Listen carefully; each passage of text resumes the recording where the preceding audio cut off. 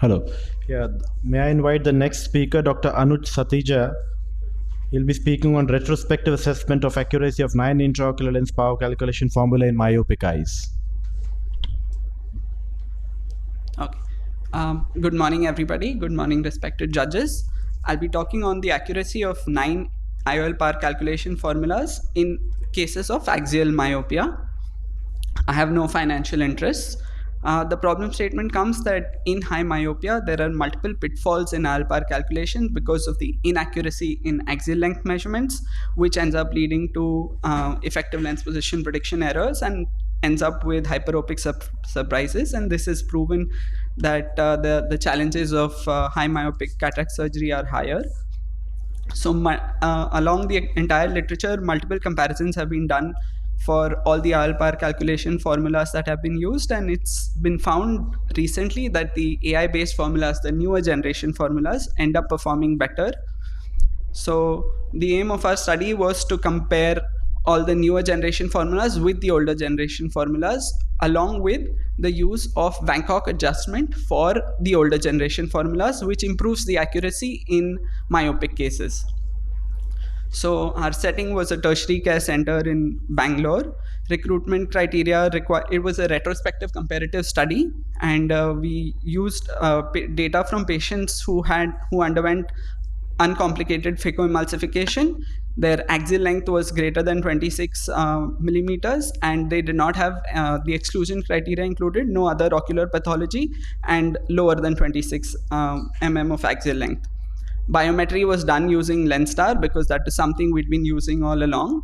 And the IOL power calculation formulas used were Kane, Barrett Universal 2, EVO 2.0, Hill RBF 3.0, Olsen formula, along with Bangkok adjustment for SRKT, Holiday 1, Haggis, and Hoffer Q. So the mean age of our patient demographic was 53 years. And there were 165 patients that we were able to recruit in our study. Our results showed that the outcome was decided based on absolute prediction error, the median absolute prediction errors based on all the formulas. So the lowest absolute prediction error was with the Hill RBF 3.0, along with the Kane and the EVO 2.0. This is the table for the prediction errors that ended up coming. And as based on the study by Holiday et al., it says that since the normality was it was not normally distributed, the median absolute prediction error is what should be used. So we compared it on the basis of median absolute prediction errors. The Hill RBF ended up having the highest percentage of eyes with outcomes within 0.25 diopter sphere, along with the Kane and the EVO as well. In all of them, the distribution of the population with the lowest prediction was with Hill RBF 3.0. So coming to the discussion, with IOL power calculation formulas having had evolved over the generation, depending upon the number of variables used, the newer generation formulas use more number of variables, and they also use artificial intelligence, which leads to better prediction capacity of the newer generation formulas. The theoretical formulas, they rely simply on mathematical principles, and the regression formulas work backwards based on the outcomes that have come. And the third and the fourth generation formula use both, and the artificial intelligence based formulas use higher mathematics and complex equations to figure out better prediction accuracy. So what makes the newer generation formulas better is that they use the original theoretical model with regression and combine it with artificial intelligence. They end up using multiple variables, more number of variables for prediction of ELP, and therefore prediction of the eventual IOL power. So in our cohort, Hill RBF 3.2 performed the best amongst all the lenses. It had the lowest mean and median absolute prediction error, along with the lowest standard deviation. Also, it had the highest percentage of eyes across the outcome dioptric range. Kane and EVO 2.0 were not significantly worse. And since these formulas are artificial intelligence based, with the increasing data set, these formulas keep getting better. So the performance of these formulas are expected to keep improving. So the conclusion is that the newer AI-based formulas demonstrate a significant improvement over the older generation formulas across all axial lengths. But this prediction error of the older generation formulas, also with the Bangkok adjustment, was in the range of say 0.35 or 0.37 as the prediction error, versus of the AI-based formulas coming to 0.27. So even though this is it was statistically significant, it may or may not be clinically significant.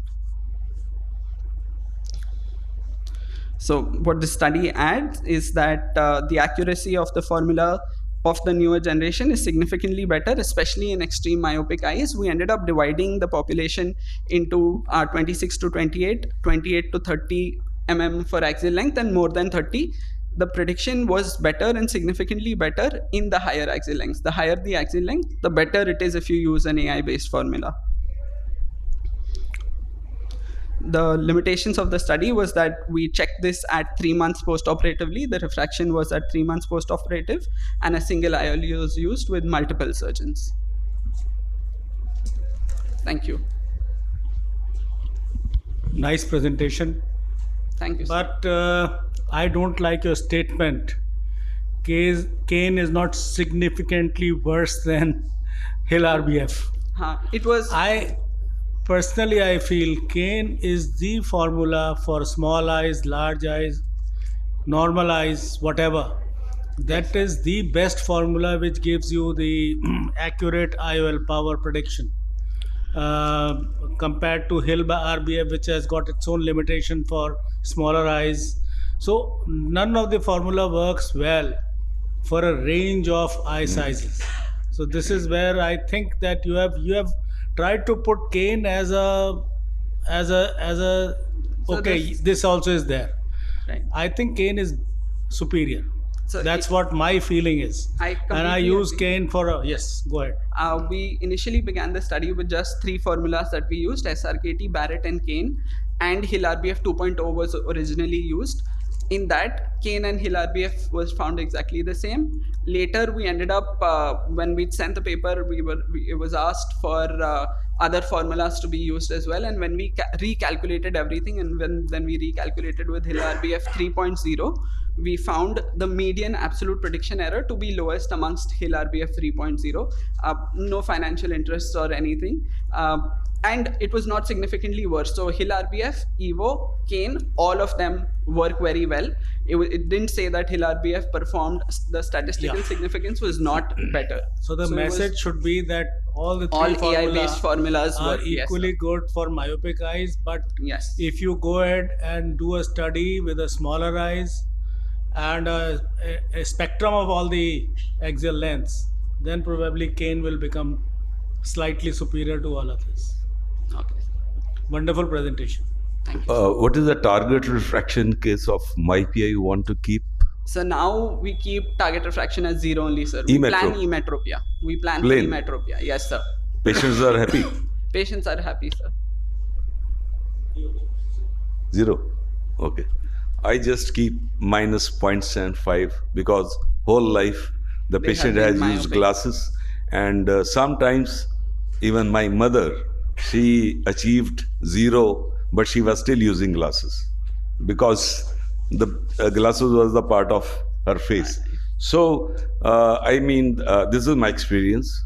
For myopic, if you keep -1, so near vision also is a profitable option. So that is my take on that. We end up discussing it with the patients, usually. If the patients are informed about both, and if the patient is willing to have a little bit of monovision or a micro monovision, we plan according to what the patient requires, sir. Okay.